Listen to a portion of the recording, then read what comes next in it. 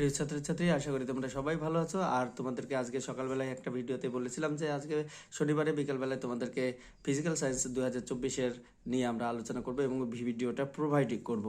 আর চলো, আমি এখন হাজির হয়ে গেছি তোমাদের এই ফিজিক্যাল সায়েন্সের 2024 সালে মাধ্যমিক পরীক্ষার প্রশ্নপত্র নিয়ে। আর প্রশ্নপত্রের উত্তরগুলো তোমাদের কোনটা ঠিক হয়েছে কোনটা ভুল হয়েছে একটু তোমরা মিলে নাও।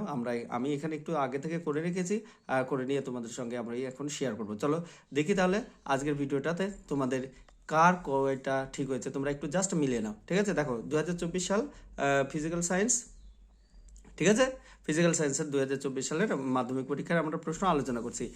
এক নম্বরের প্রশ্নটাতে কি বলেছে দেখো, প্রশ্নটাতে বলেছে বহু বিকল্প ভিত্তিক প্রশ্ন, প্রতিটি প্রশ্নের নিচে 4টি করে বিকল্প উত্তর দেওয়া আছে, যেটি সঠিক সেটা উত্তর লিখো। এক নম্বরে কি বলেছে, বায়োগ্যাসের প্রধান বা মূল উপাদানগুলো কি কি। ঠিক আছে, তাহলে বায়োগ্যাসের মূল উপাদান কি? এক নম্বরে নম্বর অ্যান্সার হবে মিথেন। 2 নম্বরের প্রশ্ন কি বলেছে, 2 নম্বরের প্রশ্নটাতে বলেছে দেখো, বাস্তব গ্যাস একটি আদর্শ গ্যাসের ন্যায় আচরণ করে। এটার অ্যান্সার হবে সি নম্বর, নিম্নচাপ ও উচ্চ উষ্ণতায় হবে। ঠিক আছে, বা তাপমাত্রা আছে এখানে, তাপমাত্রাটাতে। এরপরে চলে আসো যে হলো 3 নম্বর প্রশ্নটাতে, এসটিপিতে 44.8 লিটার কার্বন ডাইঅক্সাইডের মোল সংখ্যা কত? আমরা কি জানি 22.4 লিটারে 1 আছে, তাহলে এর 2 দিয়ে গুণ করো, তাহলে এর সঙ্গে মিলে যাচ্ছে, তাহলে অবশ্যই তাহলে হলো কত, সি নাম্বার অ্যান্সার হবে। আর সি নাম্বার অ্যান্সারটা হলো 2 মোল। আদর্শ গ্যাসের ক্ষেত্রে আয়তন গুণাঙ্ক ও চাপ গুণাঙ্কের অনুপাতের মান কত? দেখো, আয়তন গুণাঙ্কের মান হলো কত, 1/273। চাপ গুণাঙ্কের মান আবার কি 1/273। তাহলে এই দুজনকে যদি অনুপাত করি তাহলে কত হবে, 1-এর সঙ্গে মিলে যাবে। ঠিক আছে, আচ্ছা, তারপরে চলে আসে 1-এর 5 নম্বরে। ঠিক আছে, 1-এর 5 নম্বরে কি হচ্ছে দেখো, প্রতিসরাঙ্ক ও আলোর তরঙ্গ দৈর্ঘ্যের মধ্যে সম্পর্ক প্রকাশকারী সমীকরণটি হলো কি? তাহলে সম্পর্কটা কি, কোশির থিওরিম অনুযায়ী আমরা বলতে পারি মিউ সমান a plus B by lambda square. Okay, তাহলে 16 নম্বর, বিবর্ধিত অসৎ বিম্ব কোথায় পাওয়া যায়? এটা বি নম্বর অ্যান্সার, এটা উত্তল লেন্স। ঠিক আছে, তারপরে 1-এর 7 নম্বর প্রশ্নটা দেখো, 1-এর 7 নম্বরে কি বলেছে, একটি তারের মধ্যে দিয়ে তড়িৎ প্রবাহ হচ্ছে, এই অবস্থায় তারটি টেনের যদি দৈর্ঘ্য বৃদ্ধি করা হয় তাহলে তার মধ্যে দিয়ে তড়িৎ প্রবাহ মাত্রা কত হবে?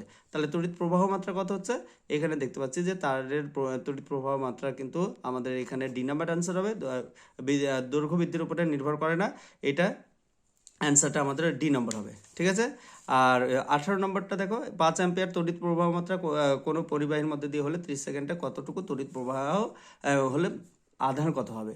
এটার অ্যান্সার হবে 150 কুলম্ব। দেখো, আই সমান 5 অ্যাম্পিয়ার পেয়েছি, টি সমান 30 সেকেন্ড, তাহলে আমরা কিউ সমান আইটি জানি, আর 150। ঠিক আছে, 150 কুলম্ব কিন্তু। ওকে, তাহলে এটা পেয়ে গেছে এটা। আর তারপরে চলে আসো 9 নম্বর অ্যান্সার। তাহলে 9 নম্বর অ্যান্সারে কি বলেছে, যে আলফা আর বিটা কণার মান কত?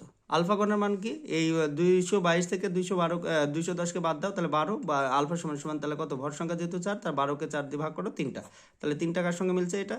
আর তারপরে পরেরটাও আছে, বিটা কণা কি 2 ইন্টু আলফা, যেহেতু পরমাণু ক্রমাঙ্ক 2, তাহলে এটা হলো কি করেছে, তাহলে আমার হলো 2, তাহলে কি করেছ এটা করে নাও, তাহলে 4টা 3 দুগুণে 6, 6 মাইনাস হলো এই পায়েরটা বাদ দিয়ে দাও, তাহলে কত হচ্ছে, 6 থেকে বাদ দিলে 4, তাহলে এটা বিটা কণার সংখ্যা বেরিয়েছে 4টা। ঠিক আছে, মৌলগুলিকে তড়িৎ ধনাত্মকতার ঊর্ধ্বক্রম অনুসারে সাথে, মানে ছোট থেকে বড়, এইটা উত্তর বি নাম্বার।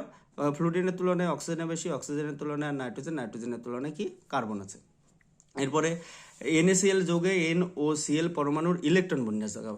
এই যৌগ যেহেতু উৎপন্ন হয়ে গেছে তাই জন্য এটা কিন্তু যৌগটার ডি নম্বর, Na হলো 2-8 আর Cl 2-8-8, এটা হবে ডি নম্বর অ্যান্সার। 12 নম্বর, তড়িৎ বিশ্লেষণের মধ্য দিয়ে তড়িৎ পরিবহনের সংক্রান্ত নিচের কোন বক্তব্যটি সঠিক নয়? এটা সি নম্বর অ্যান্সার হবে, এটা উষ্ণতা বৃদ্ধিতে সাধারণত রোধ বাড়ে, এইটা হলো অ্যান্সার। 13 নম্বরের অ্যান্সার কি হবে, ন্যাশনাল বিকারকের সাহায্যে শনাক্ত করা হয়, ডি নম্বর অ্যান্সার, এটা হলো অ্যামোনিয়া গ্যাস হবে। আর 14 নম্বরে দেখো কি আছে, তাপীয় বিজারণ পদ্ধতিতে নিষ্কাশিত ধাতুটির নাম হলো, তাহলে কত হচ্ছে, আয়রন বা Fe।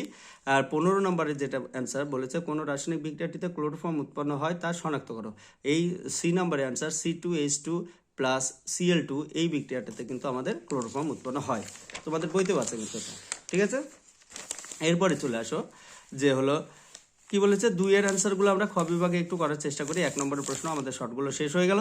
এরপরে দেখো, ক্লোরিন পরমাণু ও ওজন অণুর মধ্যে বিনষ্ট যে ঘটায় তার একটা বিক্রিয়া দেখো, একটা বিক্রিয়া বলেছে, তুমি এই দুটো দিতে পারো।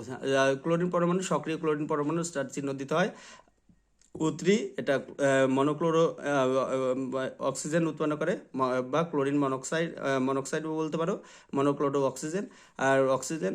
আর আবার এক্সট্রা ClO আর O3 পরস্পরের সঙ্গে যুক্ত করে ক্লোরিন, সক্রিয় ক্লোরিন আর অক্সিজেন উৎপন্ন করছে। এটা কিন্তু আমরা করতে পারি। আচ্ছা, তারপরে বলেছে বায়ুমণ্ডলের কোন স্তরে সর্বনিম্ন তাপমাত্রা লক্ষ্য করা যায়? এটা হলো -93°। এটা মেসোস্ফিয়ার অ্যান্সার হবে, ঠিক আছে, বা মেসোপোজ লিখতে পারো, মেসোস্ফিয়ার, যে কোনো উত্তর তোমাদের কিন্তু হবে। তারপরে চলে আসো P বনাম 1/v লেখচিত্রের প্রকৃতিটা কিরকম হবে। তাহলে আমাদের তোমাদের বইতে নাই এটা, P বনাম v এরকম করে 1/v লিখতে হবে, ঠিক আছে। দিয়ে এটা কিন্তু এই রকম হবে, মূল বিন্দুতে যাবে না, কিন্তু তুমি প্রকৃতি লিখবে মূল বিন্দুগামী হবে। পরম উষ্ণতার সঙ্গে ঘনত্বের সম্পর্ক কি? যেহেতু পরম উষ্ণতায় আয়তন ইকুয়ালস টু কি হয়ে যায়? 0। আর তাহলে ঘনত্ব D = কত হচ্ছে? m/v। তাহলে 0 বসালে তাহলে এটা কি হয়ে যাচ্ছে? ইনফিনিটি। ওকে। অ্যালুমিনিয়ামের দৈর্ঘ্য প্রসারণ গুণাঙ্ক 24 × এত যদি হয় SI এককে। তোমাদের কিচ্ছু করতে হবে না, এই ডিগ্রি সেলসিয়াসকে শুধু কেলভিনে চেঞ্জ করে দাও, তাহলে যা মান তাই আছে, আর শুধুমাত্র K-1 হবে। আচ্ছা, অথবা প্রশ্নটা দেখো, কোন সূত্র থেকে গ্যাসের আয়তন প্রসারণ গুণাঙ্কের মান পাওয়া যায়? অবশ্যই চার্লসের সূত্র থেকে পাওয়া যায়। আর আপতন কোণ বাড়লে মাধ্যমের প্রতিসরাঙ্ক বাড়ে না কমে? অবশ্যই আমরা মিউ সমান কি জানি? sin I by sin r। তাহলে আয়ের মান যদি বেড়ে যায় তাহলে অবশ্যই মানটা কি হবে? প্রতিসরাঙ্কের মানও কিন্তু বেড়ে যাবে। উত্তল লেন্স থেকে F ও 2F এর মধ্যে বস্তু রাখলে প্রতিবিম্ব কোথায় গঠিত হবে? তাহলে F ও 2F এর মধ্যে যদি বস্তু রাখো তাহলে প্রতিবিম্ব কিন্তু 2F এর বাইরে গঠিত হবে, ঠিক আছে। এই অ্যান্সারটা হলো 2F এর বাইরে। এরপরে চলে আসো, একটি বর্তনীতে 6 ওহম ও 3 ওহম রোধের যদি একটি সমান্তরাল সমবায়ের সঙ্গে এত ওহমকে শ্রেণী সমবায় যুক্ত করি, তাহলে 6 আর 3 এর যদি সমান্তরাল সমবায় থাকে তাহলে 6 উপরে গুণ নিচে যোগ, আমি শিখেছি। তাহলে উপরে গুণ নিচে যোগ করে দিলে 18/9, তাহলে 2 হলো, আর 1 যোগ করে দাও, তাহলে 2 আর 1 কত হলো? 3। তাহলে 3 ওহম কিন্তু অ্যান্সার হবে, ঠিক আছে। বাল্যচক্র ঘূর্ণনের অভিমুখ এটা কি বলেছে? কোন সূত্র দ্বারা নির্ণীত হয়? এটা ফ্লেমিংয়ের বামহস্ত নিয়ম দ্বারা। এই উত্তরটা হবে কিন্তু ফ্লেমিংয়ের বামহস্ত নিয়ম। নিয়ন্ত্রিত শৃঙ্খল বিক্রিয়া একটি ব্যবহারিক প্রয়োগ উল্লেখ করো। এটা নিউক্লিয় রিঅ্যাক্টরে আমাদের নিয়ন্ত্রিত শৃঙ্খল বিক্রিয়া দেখতে পাওয়া যায়। আচ্ছা, নিউক্লিয় সংযোজন এর আগে নিউক্লিয় বিভাজন ঘটানো হয় কেন?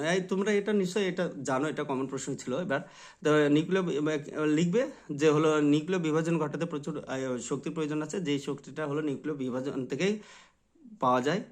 এই জন্য হলো নিউক্লিয় সংযোজনের আগে নিউক্লিয় বিভাজন ঘটানো হয়। বাম স্তম্ভ ডান স্তম্ভ আমি এখানে একটা করেছি, তুমি কিন্তু এইভাবে করবে না, এটা পাশাপাশি লিখবে কিন্তু, ঠিক আছে। বাম স্তম্ভ নোবেল গ্যাস Rn, ইনভার D নম্বর সংকর ধাতু, সর্বনিম্ন তড়িৎ ঋণাত্মক মৌল, এটা ধনাত্মক মৌল সিজিয়াম, আর এটা হলো আমাদের কি বলেছে? কার্বন বিজারণ, ঠিক আছে। এই 4 নম্বরটা হলো C নম্বরটার সঙ্গে মিলে যাচ্ছে। তাহলে 3 নম্বর হলো A, 4 নম্বর হলো C, 2 নম্বর হলো D, 1 নম্বর হলো B নম্বর, তাই তো। এরপরে চলে আসো, আমাদের যেটা বলেছে যে হলো জল ও বেনজিনের মধ্যে কোনটি KCl? KCl তাহলে তড়িৎচুম্বী যৌগ, তাহলে কার মধ্যে হবে? জলের মধ্যে দ্রবীভূত হবে। জলের তড়িৎ বিশ্লেষণের সময় কোন তড়িৎদ্বারে জারণ ঘটে? এবার অবশ্যই অ্যান্সার কিন্তু অ্যানোড হবে, তাই তো, অ্যানোডে জারণ ঘটে। আর তারপরে কি বলেছে? তড়িৎ বিশ্লেষণের সময় AC না DC? তাহলে অবশ্যই DC ব্যবহার করি আমরা। ACl এর জলীয় দ্রবণ তড়িৎ পরিবহন করে কেন? তোমরা জাস্ট এই সমীকরণটা একটু দিয়ে দিবে, আর H প্লাস আর হলো প্লাস হলো Cl মাইনাস। যেহেতু জলীয় দ্রবণে প্রচুর পরিমাণে কি আয়ন উৎপন্ন করে, সেই জন্য আমাদের ACl এর জলীয় দ্রবণ তড়িৎ পরিবহন করে। অ্যামোনিয়া থেকে উৎপন্ন একটি জৈব সারের নাম তোমরা লিখবে ইউরিয়া। ইউরিয়ার সংকেতটা একটু বসিয়ে দিবে এখান থেকে, ঠিক আছে। তারপরে চলে আসো, সিলভার নাইট্রেট দ্রবণে H2S গ্যাস চালনা করলে যে কালো রঙের অধক্ষেপ পড়ে তার সংকেত লেখো। তাহলে এটা সিলভার AgS কিন্তু, ঠিক আছে, এটার অধক্ষেপটা পড়ে AgS। তারপরে মেলামাইন প্রস্তুতিতে কোন যৌগ ব্যবহার করা হয়? এটা টেফলন অবশ্যই ব্যবহার করি আমরা। আর C2H6 ও এই সংকেত দ্বারা তোমাদের বইতে অবশ্যই এটা ভেরি ভেরি ইম্পর্টেন্ট ছিল সমবায়বতার ওখানে। তাহলে একটা কি হচ্ছে দেখো, C2H5OH এটা হলো ইথাইল অ্যালকোহল, আর CH3 সিঙ্গেল বন্ড ও সিঙ্গেল বন্ড CH3 এটা হলো ডাইমিথাইল ইথার কিন্তু, ঠিক আছে। আশা করি ওটা লিখেছো। এলপিজির মূল উপাদান, তাহলে এলপিজির মূল উপাদান হলো বিউটেন। এর হলো গঠনগত সংকেত তোমার হলো CnH2n+2। আর এখানে তুমি একটা গঠনটুকু দেখিয়ে দিতে পারো, এখানে 4টা কার্বন লিখেছো, আর প্রত্যেকটা হ্যান্ডে কিন্তু একটা করে করে কি দিয়েছো হলো এই যে এইখান থেকে আলাদা করে পেয়েছি কিন্তু। তারপরে চলে আসো, আর 1122 টেট্রাব্রোমো ইথেনের গঠনমূলক সংকেত। তাহলে গঠনমূলক সংকেত, তাহলে ইথেন যেহেতু বলেছে তাহলে 2টো কার্বন পরমাণু, তাহলে CC দিয়ে দাও, আর তাহলে তার সঙ্গে একটা করে হাইড্রোজেন, আর 1122 তাহলে 1 নম্বর কার্বনের 2টো ব্রোমিন, 2 নম্বর কার্বনের 2টো ব্রোমিন। ঠিক আছে। আচ্ছা, এরপরে আমাদের পরের ভিডিওতে নেক্সট বড় প্রশ্নগুলো নিয়ে আলোচনা করব। আজকে সবাই সুস্থ থাকো, ভালো থাকো।